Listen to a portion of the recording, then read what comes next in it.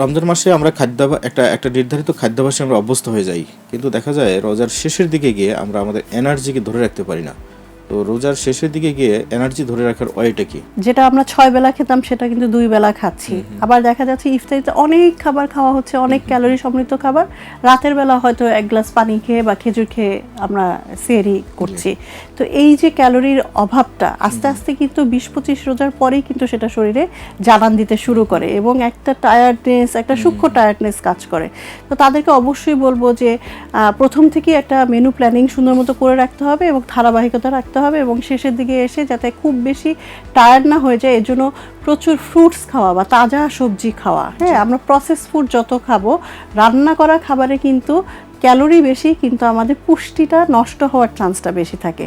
But আপনি যদি আল্লাহ প্রদত্ত যে লিভিং যে জিনিসগুলো আছে, ঠিক আছে, সেগুলো যদি আপনি খান, যেমন সালাদ আপনি খেতে পারেন, টক দই দিয়ে আপনি গার্নিশ করে, তারপর বিভিন্ন বিচি যেটা পাচ্ছি সিডস সেগুলো দিয়ে আপনি খেতে পারেন, টক দই দিয়ে খেতে পারেন।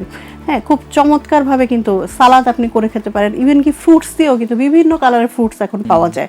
সব মিক্স করে একটা ভালো বোল আপনি নিলেন, সেটার মধ্যে কিন্তু আপনি করতে 2টা ডিম সিদ্ধ খেয়ে ফেললেন, সাথে একটু চিকেন, যদি আপনি মনে করেন কোনোদিন একটু চিকেন আপনি শ্যালো ফ্রাই করে সুন্দর করে আপনি কাবাবের মতো করে খেলেন, ঠিক আছে, সাথে 2 টুকরা নান নিতে পারেন। হ্যাঁ, এখানে আবার পরোটা নিলে আবার সেটা অনেকে আমরা খুব আয়োজন করি, ঘিয়ে ভাজা পরোটা বা এরকম থাকবে। যত রিচ ফুড খাবেন তত বেশি ওইটা হজম করার জন্য আপনার শরীরে ইফোর্ট দিতে হবে এবং আপনার যে সঞ্চিত যে থাকে, এনার্জিটা থাকে, সেটা কিন্তু ভাঙতে থাকবে। সো সহজপাচ্য খাবার যেগুলো আপনি রেগুলার খেলেই হজম হয়ে যাচ্ছে, এরকম খাবার খেতে হবে। অবশ্যই অনেকে ব্যায়াম বন্ধ করে রাখে রমজান মাসে, না, এইটা কিন্তু করা ঠিক না। যারা রেগুলার ব্যায়াম করে তাদেরকে বলবো যে তাদের ধারাবাহিকতা যেন ঠিক রাখে এবং সকালবেলা অনেকে সকালে উঠেই একদম ব্যায়াম করা শুরু করে, সেটা যাতে না করে, তাহলে ওই সময় কিন্তু এনার্জিটা শেষ হয়ে যায়। সকালে কিন্তু আমাদের খাবার খাই, খাবারটা আস্তে আস্তে ধরেন 8টা-9টা পর্যন্ত হজম হতে থাকে। তো ওই সময় ব্যায়াম করলে কিন্তু খুব ভালো একটা কাজ হয় না।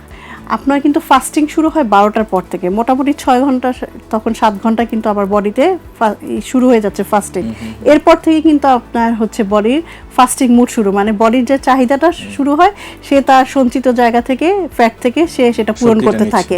তো 3টার পরে যদি আপনি ব্যায়াম করেন, হ্যাঁ, তাহলে আসরের পরে যদি আমরা বলি ওই সময়টা যদি 1-1.5 ঘন্টা ব্যায়াম করেন, মোটামুটি ওইটা কিন্তু ভালো একটা ক্যালোরি বার্ন করার সুযোগ আছে। যারা জিমে যায় তাদের জন্য অবশ্যই তারা ওই সময় জিমে যাবে, ওই সময় প্রয়োজনীয় জিমের যে এক্সারসাইজগুলো সেটা ওই সময়ই করবে, ওই সময় আগে আগে।